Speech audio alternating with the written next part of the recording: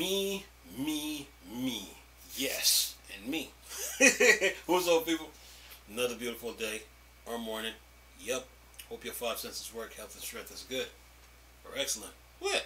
Now, what's up, gamers? Alright, what I got for you guys? Let's see here. I was looking through some articles here trying to figure out which one to do.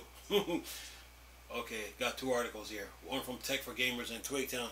What's up, Tech for Gamers? What's up, Twigtown? Listen to this. Says here, Xbox email hints at exclusivity for all future Bethesda games.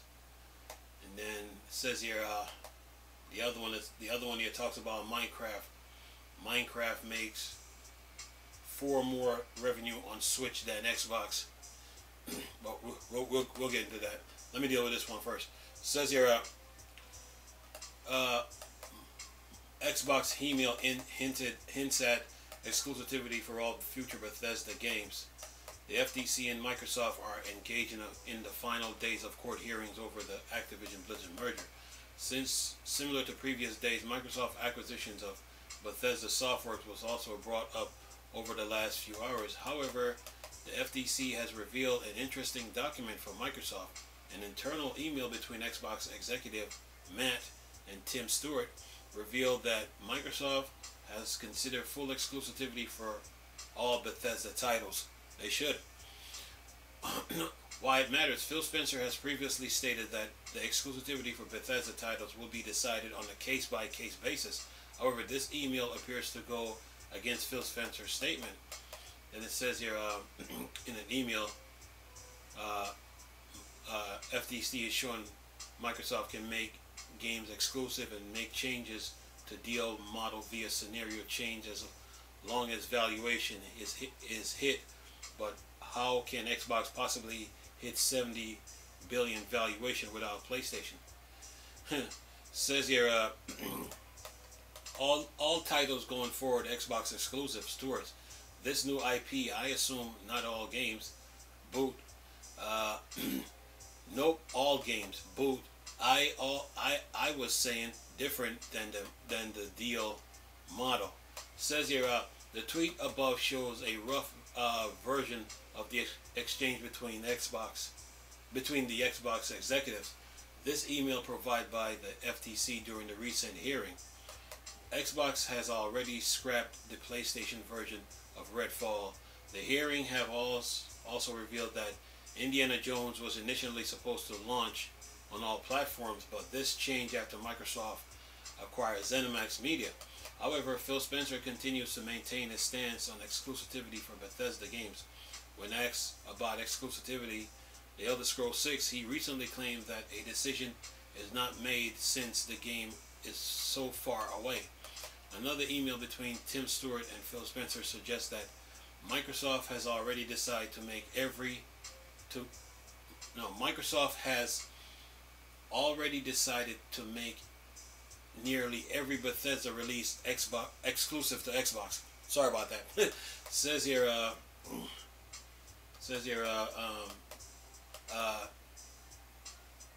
the chat between Stewart and Spencer being brought up. Emails was sent after Jeffrey's talk. Mr. Spencer said that your word sure did stir up a lot of stuff. And then it says we could just go out and say we're talking it all exclusive at this point. Spencer says we can't say that. And anything else says here, however, Microsoft is promising to keep Call of Duty on multiple platforms. The gaming giant has suggested a deal with PlayStation, but the regulators in PlayStation have offered stiff competition against the latest merger. These emails could provide an edge for the FTC, helping the regulators convince the judge that Microsoft may go back on its words for Activision Blizzard after the contract expires. And that is that. Now, the other article is this. This is talking about Minecraft. This one here talking about Minecraft. Look,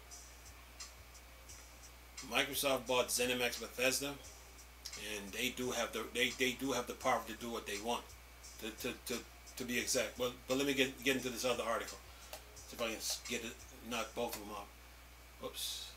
It says here, Minecraft makes 4 more revenues on Switch than Xbox.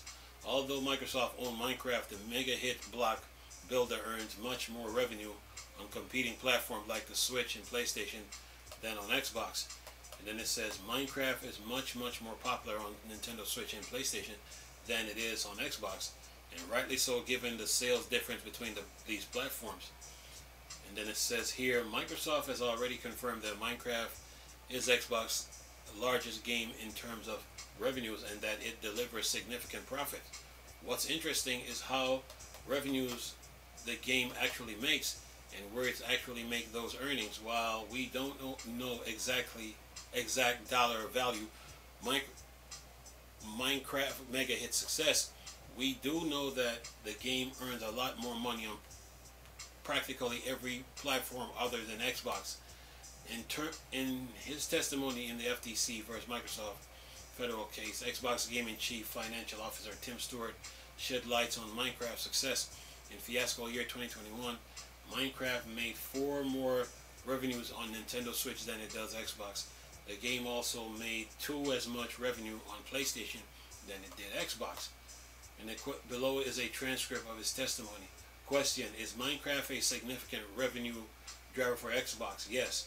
How does Xbox compare some of other platforms on there? It is the smallest. How does it compare to PlayStation to Xbox? Roughly twice as big. What about Nintendo? Roughly twice as big as PlayStation, 4 times as big as Xbox. If you compare the net revenue to gross margin, how profitable is Minecraft? Minecraft is one of the most profitable, if not the most profitable first-party game. Elsewhere in his testimony, Stewart talked about why Minecraft shouldn't be taken exclusive. It should be heavily detrimental to Xbox bottom line and eats into profits, as well as erodes the established multi-platform player base. And then it says here, Microsoft in its DNA is a platform company.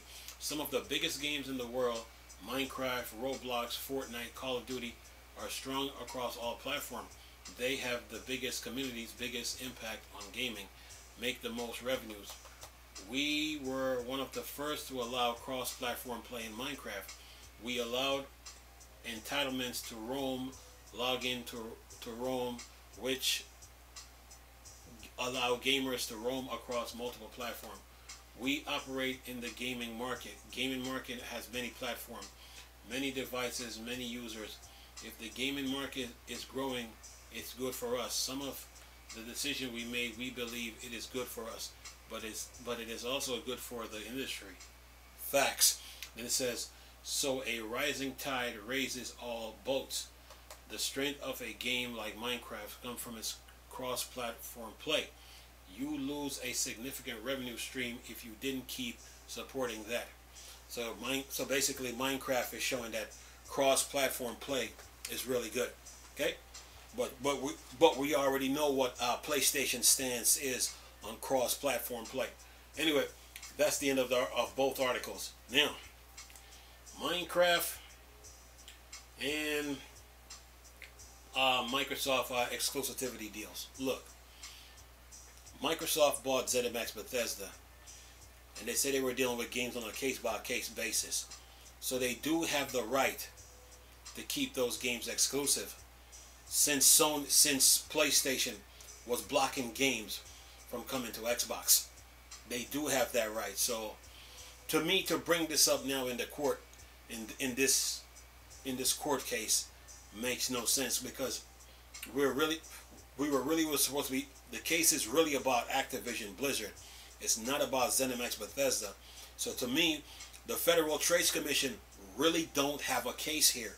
They're just looking for anything that they can latch on to make an argument. When it comes to Minecraft, Microsoft makes revenue the Windows way, the Minecraft way, or the Game Pass way, however you want to put it. And they didn't keep Minecraft to themselves. They made it cross-platform. That means the Steam Deck, Nintendo, and PlayStation can all play Minecraft. So Minecraft opened the door for cross platform play, and we already know PlayStation stance on cross platform play. But the Minecraft community is pretty big, and Microsoft is they're doing pretty well for making that game cross platform. It's the same thing that they're going to do now with Call of Duty. That's why they gave out those 10-year contracts instead of Sony keeping the exclusive content to themselves.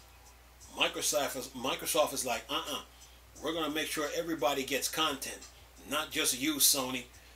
So everybody that signs up to those that got those 10 years, meaning Anware, EE, Ubisoft, Boosteroid, Nvidia, Nintendo, or even Valve, or even Valve or Apple through the clouds. That means that everybody that plays Call of Duty on everybody that plays Call of Duty will get all their content all at once. It's not just, oh, Sony have exclusive rights to Call of Duty, and then you got to wait a year or even 6 months to get content. Microsoft is trying to put an end to all that. That's why they bought Activision Blizzard. Okay, one was because to stop the time exclusive that Sony was doing. Okay, and the other is to like make sure that everybody all get content at the same time. It's the same thing with Windows, with Windows operating system.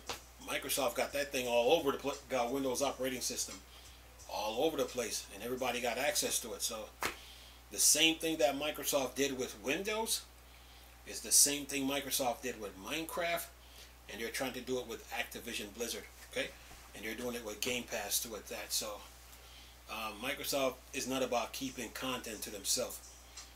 They're spreading the wealth all over the place, and they're reaping the benefits. So if Minecraft is doing pretty good, if they made Minecraft available to everybody, and even though it's doing good on other platforms, it makes Microsoft look good. So when Microsoft get Activision Blizzard now and spread the Activision Blizzard titles all over on other platforms, it makes Microsoft looks really good. So for those who are saying it was anti-competitive, these people didn't do their research. Minecraft is a perfect example of that. So Microsoft, they do a lot. They like I said before in a video, and like this article just said about Minecraft. Where is it? Let's see here. Where is it? Let me see if I can find it.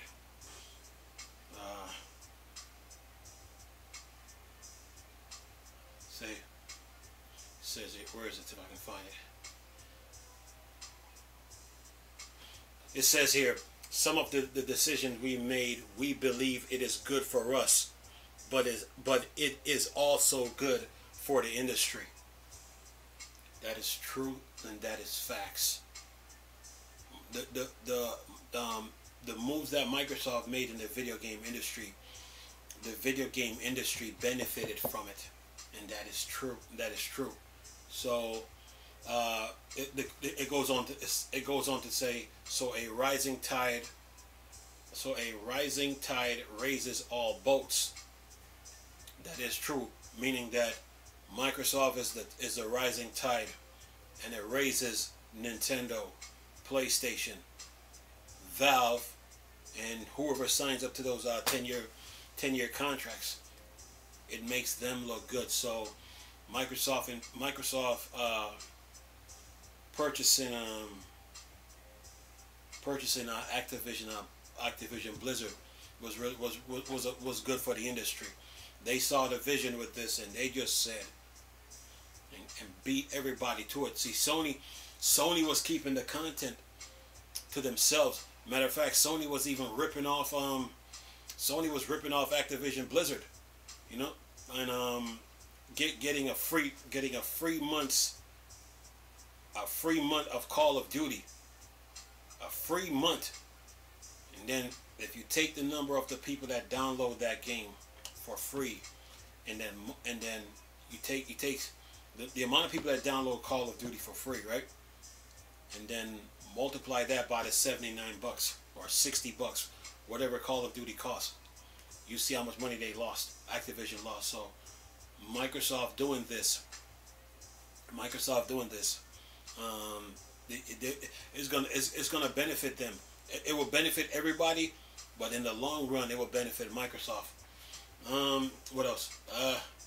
Let's see here. What else we got? As far as Bethesda games go, you know, they have all the rights to make those games exclusive to Xbox. They have that right because, you know, when they were trying to get Game Pass off the ground, ZeniMax Bethesda agreed to it. It took them 3 years, 3 years to get this deal out, to get this deal done. So, yeah, they have exclusive rights to that.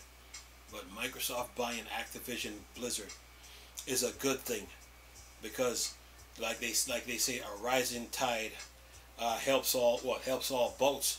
Yeah, it means that everybody that signs up to the 10-year contracts, they're gonna benefit from this. You know? And I was say I said this weeks ago about this. It's gonna benefit them.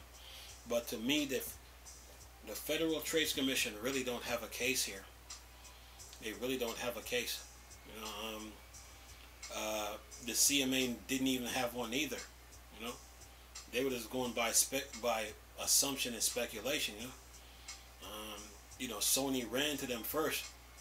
You know, because Microsoft bought Activision Blizzard, and Sony was trying to make Microsoft look bad. But based on this court hearing here, Microsoft is doing it's looking good in this, especially in the Minecraft article when he says a rising tide, what he says, a rising let me see if I can get it. It says that we operate in the gaming market. Gaming market has many platforms, many devices, many users. If the gaming market is growing, it is good for us. That is true. You could say the same thing about Windows. If Windows is growing, the world benefited from Microsoft Windows. Yes, it did. And it was good for Xbox. So now he's saying, okay, some of the decision we made, we believe is good for us, but it's also good for the industry. That is true. And I said this. I said this week. I said this about at least 2 months ago. I said that the games that Microsoft made, it helped the industry thrive and it helped it grow, and that is true. But then they say again, so a rising tide raises all boats, and that is true. Okay, so when they're giving out 10-year contracts, they know they can't keep Call of Duty to themselves. But they know that once they give out 10-year contracts to everybody will benefit. Okay, Call of Duty now would be like Minecraft. It would be like what's that word? Cross-platform. Call of Duty would be cross-platform. That means Linux. That means Linux users get it. That means Apple users get to play. It means that Linux, it means that Apple users on the cloud gets to play it. Even PlayStation, even Nintendo. But then you add EE, Ubisoft, Boosteroid, Nvidia, of course Nintendo. So yeah, this is going to benefit a lot of people versus PlayStation getting getting privileges by keeping the content to themselves. Yeah. So yeah, Microsoft does good for the video game industry.